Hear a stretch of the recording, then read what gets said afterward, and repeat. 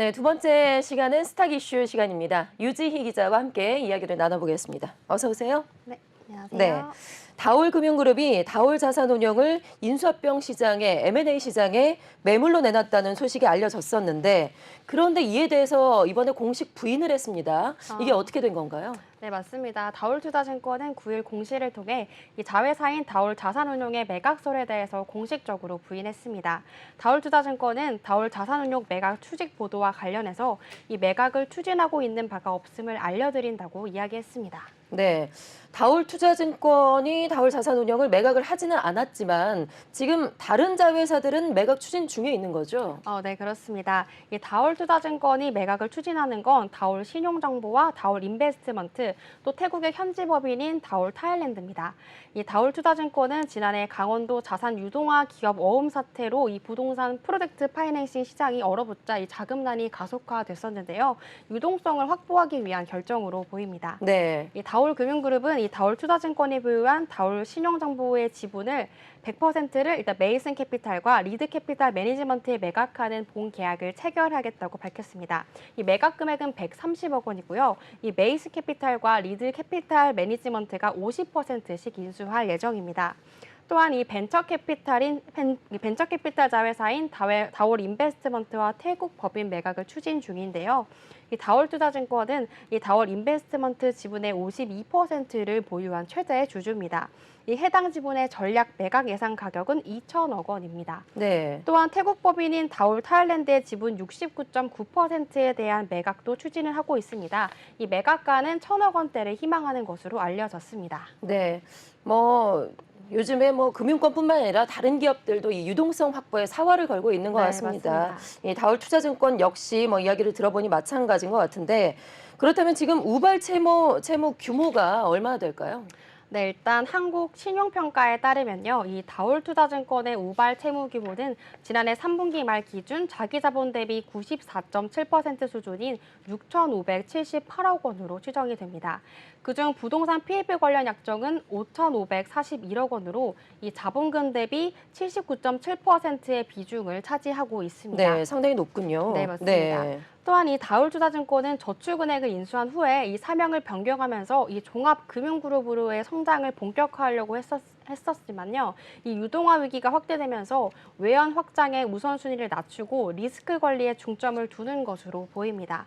이창근 다올투자증권 대표이사는 올해 신년사를 통해 이 최근의 위기에 대처하기 위해 기존 사업을 재정비하고 또 자본의 효율성을 극대화하겠다고 강조했습니다. 또한 이 대표는 이 지난해 상반기에 사상 최대 이익을 기록한 것이 무색하게 하반기에는 자금 시장의 불안으로 갑작스러운 위기를 맞게 됐다며 이제 살을 깎아내는 힘들고 고통스러운 결정을 해야만 한다고 언급했습니다. 네, 알겠습니다. 자, 두 번째 이슈로 넘어가 보겠습니다. 메리츠 자산운용이 이번에 새로운 주인을 맞았습니다.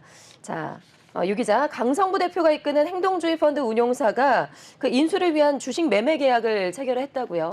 네, 맞습니다. 이 강성부 대표의 KCGI가 이 매매 계약을 체결했습니다. 이 KCGI는 기업 지배구조 전문가이자 애널리스트 출신의 강 대표가 2018년에 설립한 회사입니다. 이 금융투자업계에 따르면 이 KCGI 컨소시엄은 지난 6일 메리츠 금융지주가 보유한 메리츠 자산운용의 보통주의 100%인 264만 6천 주를 인수하는 주식 매매 계약을 체결했습니다. 매각가는 400억 원에서 500억 원 수준으로 알려져 있는데요. 이 메리츠 자산운용 운용자산 규모는요, 3조 원에 달하고 또 자본 총계는 2021년 말 기준 361억 원 수준입니다. 이 KCGI 측은 금융당국의 승인 절차를 거쳐 승인이 완료되는 대로 잔금을 납부할 계획이라고 이야기했습니다.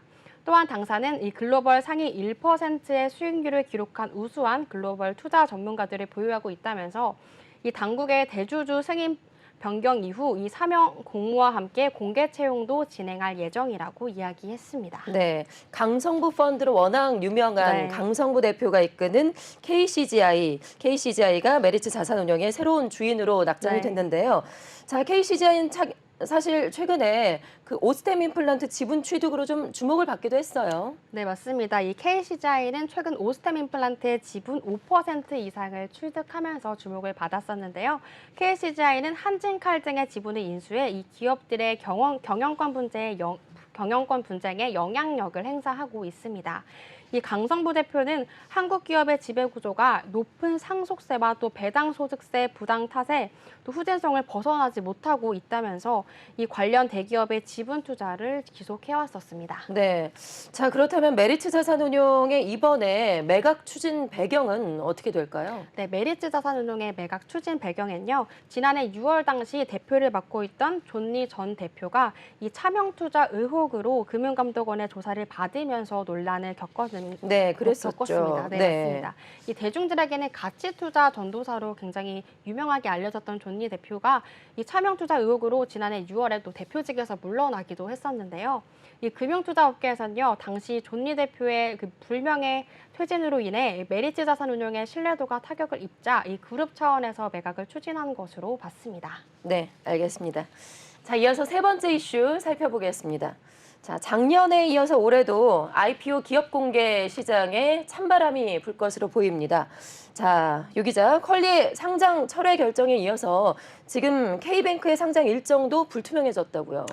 네, 맞습니다. 9일 금융투자업계에 따르면요. K뱅크가 지난 6일 증권 신청서를 제출하지 않으면서 이 기업 공개 일정이 밀릴 것이라는 전망이 나오고 있습니다. 이 K뱅크가 해외 공모를 진행하려면 이 재무제표 작성 시점부터 135일 안에 일정을 완료해야 하는 135 룰을 지켜야 했는데요. 이를 위한 물리적인 시간이 부족했던 것으로 보입니다. 네. 네, 이 135 룰에 따르면 이 K뱅크는 9월 말 결산일로부터 135일이 되는 오는 2월 10일까지 이 청약대금 납입을 완료해야 되고요. 또 상장 일정도 완료를 해야 합니다. 이를 역산하면 K뱅크는 1월 6일까지 증권 신고서 제출을 마쳐야 했습니다. 그러나 제출 마감일까지 K뱅크가 해외 투자 설명서를 제출하지 않으면서 이 상장이 밀릴 것이라는 예측이 나오고 있습니다. 네, 뭐 요즘에 워낙에 장이 안 좋다 보니까 뭐 다들 IPO 앞두고 고민들이 상당히 많은 것 같은데요. 네, 맞습니다. 그렇다면은 그 한국거래소에 상장 승인 효력 기간을 좀 연장해달라라고 요청을 할 수 없었을까요? 네, 일단 연장 요청이 가능합니다. 그런 만큼 아직 완전히 철회가 결정된 것은 아닙니다. 네, 아직 기간은 남은 거군요. 네, 아직 기간이 남아 있습니다. 네. 일단 K뱅크는 오는 3월 20일까지 상장 일정을 마무리하면 되는데요. 다만 이대로 상장이 진행된다면 이 투자 설명서 제출 의무가 있는 미국의 물량을 받을 수가 없습니다. 업계에서는요, 이 K뱅크가 자금을 조달하기 위해선 이 대규모의 미국 물량이 중요하다고 보고 있습니다.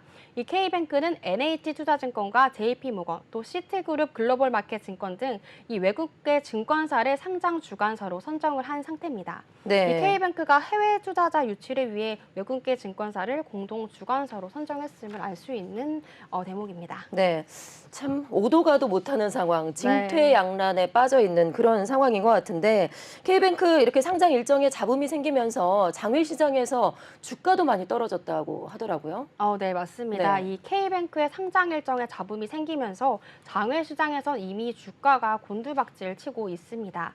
이 비상장 주식 거래 플랫폼인 증권플러스에서는요, 이 K뱅크의 주가가 이날 오후 4시 6분 기준으로 전날보다 2.56% 빠진 11,400원에 거래됐었습니다. 이 주식 수를 기반으로 한 추정 시가총액은 4조 2,829억 원입니다. 이 지난해 3월 말 고점인 23,400원 대비 51%, 이 절반 넘게 빠졌습니다. 네, 1년 만에 50% 가까이 폭락을 맞습니다. 했군요. 네. 이 금융투자업계 관계자는 지난해까지만 해도 올해 IPO 투심이 살아나기를 기대하는 분위기였지만 유동성이 없는 데다가 이 증권 신고서를 제출한 시점과 또 주식시장이 완전히 달라져서 이 기업들과 주관사가 자금 조달을 고심하는 상황이라고 이야기했습니다.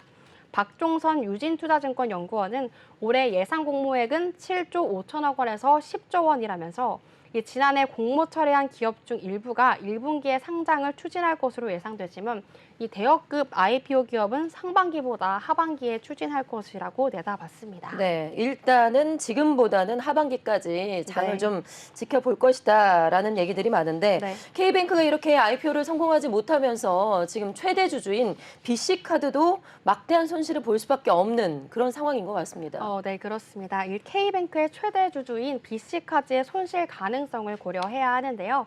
이 K뱅크가 증자 과정에서 투자자들에게 부여한 동반 매각 청구권 때문입니다. 지난해 7월 진행한 1조 2,500억 원의 유상 증자 당시 이 MBK 파트너스, 베인캐피탈, MG 새마을금고로부터 유치한 7,250억 원에는 동반 매각 청구권이 걸려 있습니다. 그러나 이제 K뱅크가 상장하지 못하면 BC카드가 이 지분을 전량 사들여야 합니다. 또한 해당 지분이 국제결제은행 기준 자기자본으로 인정받지 못한 점도 IPO를 성공해야 하는 이유인데요. 이 상장에 성공한다면 이 투자금이 회계상 자기자본으로 재분유가 될 수가 있습니다. 네. K뱅크는요, 올해 안에 상장을 마무리하겠다는 입장입니다. 서우성 K뱅크 은행장은 이 준비된 역량과 노력을 통해 올해 IPO를 추진하겠다고 밝혔는데요. 다만 K뱅크에 따른 이 IPO 시장 분위기가 좋지 않기 때문에 이 증권가에서 올해 IPO 거래 대금이 위축될 것이라고 보고 있습니다. 네. 참 이래저래 힘든 소식밖에 네, 없네요. 맞습니다. 네, 알겠습니다. 자, 다음 이슈로 넘어가 보도록 하죠. GS 리테일이 판촉 비용을 납품업체에 떠넘겨서 과징금 16억 원을 부과당했습니다. 자, 유 기자, 판매 촉진 행사를 방송 시간 전후에도 실시를 했다고요? 네, 맞습니다. 납품업체와 홈쇼핑 방송 시간에 진행하기로 약속한 이 판매 촉진 행사를 방송 시간 전후에도 실시를 했습니다. 이 판촉 비용을 납품업체에 전가한 GS 리테일에게 과징금이 부과된 건데요. 이 공정거래위원회는 GS 홈쇼핑을 운영하는 GS 리테일에 대해 대규모 유통업법 위반 행위에 대한 시정명령과 함께 과징금 15억 8천만 원을 부과하겠다고 8일 밝혔습니다. 이 GS 리테일은 판매 촉진 행사를 납품업자 방송 시간에 진행하기로 약정했지만요. 임의로 홈쇼핑 방송 시간 전후 30분까지 방송 시간과 동일한 조건으로 판매를 계속한 것으로 드러났습니다. 네. 이 과정에서 GS 리테일은 이 방송 조건 합의서와 그 부속 문서인 판매 촉진 합의서의 방송 시간만을 기재를 했는데요. 이 방송 시간 전후에도 방송 조건으로 판매를 계속한다거나 이 판촉 행사를 연장 진행한다는 사실을 납품업자에게 서면으로만 알리거나 별도의 약정서를 작성하지 않았습니다. 이에 납품업자는 방송 전후 30분 동안 자신도 알지 못한 채 진행된 판촉 행사에 대해 이 판매 촉진 합의서에 기재된 분담 비율 통상 50에서 50으로 따른 비용을 부담해야 했습니다. 네. 이 같은 방식으로 해서 GS 리테일이 판매한 상품의 수가 어마어마하다고 하더라고요. 네, 실제로 이게 판매 규모가 어느 정도나 될까요? 네, 맞습니다. 이 같은 방식으로 GS 리테일이 판매할 상품은요, 총 25,081건이고요. 위와 같이 판촉 행사를 방송 전후에도 임의로 진행하면서 납품업자에게 비용을 전가한 건은 9,313건, 납품업자에게 전가한 판촉 비용은 19억 7,850만 원에 이릅니다. 네. 판촉 비용이 19억 7천만 원이었고 네. 네, 네. 과징금은 16억을 부과를 받았습니다. 네. 어찌 보면 남는 장사인데 이래서 뭐 솜방망이 처벌이다 이런 네. 이야기들이 좀 나오는 것 같습니다. 네, 맞습니다. 자, 이번 사건에 대해서 공정위의 입장은 어떻게 나온 게 있을까요? 네, 앞서 얘기했듯이 공정위는 이 대규모 유통업에서 거래 공정화에 따른 법률 제11조를 적용해서요. 시정명령, 통지명령, 그리고 과징금을 부과하기로 했습니다. 이번 조치는 대규모 유통업자가 은밀한 방식으로 납품업자에게 판촉 비용을 전가한 행위를 적발했다는 점에서 의의가 있는데요. 이번 조치로 향후 유통업계의 거래 관행이 개선될 것으로 보입니다. 이 공정위는 앞으로도 이 대형 유통업자의 법 위반 행위에 대해 지속적으로 감시해 이 위법 행위가 발견되면 엄중히 처벌할 계획이라고 이야기했습니다. 네, 엄중히 제재할 계획이다. 네. 네, 알겠습니다. 자, 그다음 이슈로 넘어가 보겠습니다. 자, 미국의 반도체 기업이죠. 브로드컴이 삼성전자에게 갑질을 지속한 혐의에 대해서 200억 원의 상생기금을 조성하겠다 자진 시정안을 내놨었습니다. 자, 그런데 유 기자, 200억 원 규모의 상생기금이 적다라는 지적이 나오고 있어요. 네, 매년 1조 원어치에 가까운 부품을 구매하도록 하고 이 구매 금액이 미달 시에 차액을 배상하기로 했던 그 갑질에 비하면 이 상생기금의 규모가 적다는 지적이 나옵니다. 이 공정거래위원회는 브로드컴과의 협의를 거쳐 마련한 잠정 동의 의견안을 공개하면서 이 의견 수렴 절차를 시작했다고 9일 밝혔는데요. 이 동의 의결은 공정위 조사나 심의를 받는 사업자가 스스로 피해 구제 등 타당한 시정 방안을 제공하면 이 위법 여부를 확정하지 않고 사건을 신속하게 종결하는 제도입니다. 이 브로드컴은 삼성전자의 스마트폰의 핵심 부품을 판매하면서 우월한 거래상의 지위를 남용해 이 3년간의 장기 계약을 강요한 혐의로 공정위의 조사를 받았습니다. 이 삼성전자가 1조 원 상당 구매한 브로드컴의 부품은 갤럭시 Z 플립 3, 갤럭시 S2 등 지난해 3월 이전 출시된 스마트 기기에 들어갔습니다. 네, 1조 원어치에 가까운 부품을 구매하도록 네. 갑질을 행사했다라는 건데, 네. 자, 그러면은 브로드컴의 동의 의결안의 자세한 내용은 어떻게 될까요? 네, 공정위가 브로드컴과 약 130여일간 시정 방안을 협의했었는데요. 이 잠정 동의 의결안의 내용은 이 반도체 분야 상생을 위한 기금 200억 원을 조성하고 향후 5년간 반도체 전문 인력 양성에 77억 원, 또 중소 팹립스 기업의 창업과 성장을 지원하는 데 123억 원이 쓰이도록 했습니다. 이 반도체 인재 양성센터를 설립해 매년 150명씩 총 750명의 국내 대학생 또 대학원 재직자에게 2주에서 2달 안팎의 반도체 데이터 수집 분석 또는 차량용 반도체 설계 교육을 제공하고요. 또 중소 팹리스 기업을 통한 또 창업 지원 인프라와 또 검증 테스트 환경 구축을 5년 동안 지원한다는 내용입니다. 이 삼성전자에 대해서는요, 이 장기 계약 기간 동안에 주문이 이루어진 브로드컴 부품에 대해 3년간 품질 보증과 기술 지원을 제공하고 또 삼성전자의 부품 주문 및 기술 지원 요청에 대해 이 유사한 상황의 다른 거래 상대방과 같은 수준으로 응한다는 내용이 담겨 있습니다. 네, 그 브로드컴의 상생기금이 비교적 적다라는 이 면죄부 논란에 대해서 공정위 쪽의 입장이 나온 게 있을까요? 네, 공정위는 이 논란에 대해 어떠한 경우에도 브로드컴의 과징금은 200억 원을 넘지 않는다고 강조했는데요. 이 심과장은 이 브로드컴의 기금 조성 규모가 적절하냐는 물음에 대해 삼성전자도 처음에 피해액이 수십억 원 정도였다고 했다가 추후에는 피해 규모 추산이 곤란하다고 답변했다면서 이 공정위가 제재했을 때 나올 수 있는 범위보다 잦은 시정안의 규모가 충분히 그 이상으로 파악하고 있다면서 일각에서 제기되는 이 면죄부 논란에 대해서는 선을 그었습니다. 네, 브로드컴이 자체적으로 내놓은 동의 의결안 그 내용이 꼭 이루어져야 될 것 같습니다. 네. 자, 그다음 이슈로 넘어가 보겠습니다. 까뮤 ENC가 강원도 양양군의 신축 현장에서 발생했었던 그 사고와 관련해서 영업정지 처분을 받게 됐습니다. 자, 여기 언제까지가 영업정지인 건가요? 네, 까뮤 ENC의 영업정지 기간은 1월 3일부터 4월 2일까지입니다. 이 프리캐스트 콘크리트 전문 건설사 까뮤 ENC는요, 이 강원도 양양군의 그랑베이 낙산 신축 공장에서 발생한 붕괴 사고 관련해 이 토목공사 사업 영업정지 처분을 받았습니다. 이 지난해 말부터 불법성이 없다는 점을 피력했습니다만 이 까뮤 ENC가 위반한 건설산업기본법 제82조 2항은 이 고의나 과실로 건설공사를 부실하게 시공해 공공시설물을 파손하고 또 공공에 피해를 끼친 경우에 해당하기 때문에 당초 영업정지 기간 4개월이었으나 처분 과정에서 한 달 만을 감경하는 데 그쳤습니다. 네, 그 까뮤 ENC가 초래했던 붕괴 사고 어떤 일이 있었는지 다시 한번 사건의 내용을 짚어볼까요? 네, 까뮤 ENC는 지난해 8월 3일 강원도 양양군 낙산해수욕장 인근 생활형 숙박시설인 그랑베이 낙산 신축 현장에서 이 집안 침하와 편의점 붕괴 사고를 초래했습니다. 국토부는 3개월간의 조사 끝에 이 시공사인 까뮤 ENC와 남영 ENC가 이 토사가 유실되기 쉽고 또 지하수 유동량이 많은 현장의 특수성을 고려하지 않고 공사를 진행했다고 판단했습니다. 특히 시공사가 이 시공 불량을 인지하고도 국부적으로 보강하는 땜질시 대처로 이 집안이 악화되는 원인을 제공했다고 결론 지었습니다.